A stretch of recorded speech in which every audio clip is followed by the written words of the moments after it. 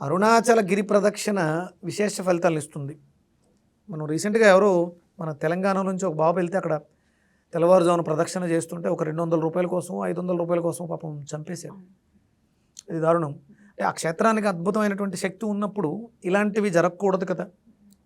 అంటే ఇక్కడ మనం చేస్తున్నటువంటి పొరపాట్లు, అక్కడ ఉన్నటువంటిది అగ్నిలింగం, అద్భుతమైనటువంటి అరుణగిరి, ఎందులో ఎలాంటి సందేహం లేదు. మనకి పురాణాల్లో ప్రస్తావించడం జరిగింది.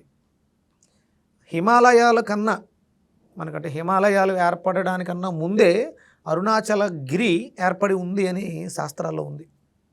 మరి అంత ప్రాముఖ్యత కలిగినటువంటి అరుణాచల గిరి ప్రదక్షిణ వెళ్ళిన వాళ్ళందరికీ యోగ్యతను ఇచ్చేస్తుందా? మరి ఇలాంటి చిన్న చిన్న అవకతవకలు ఎందుకు జరుగుతున్నాయి?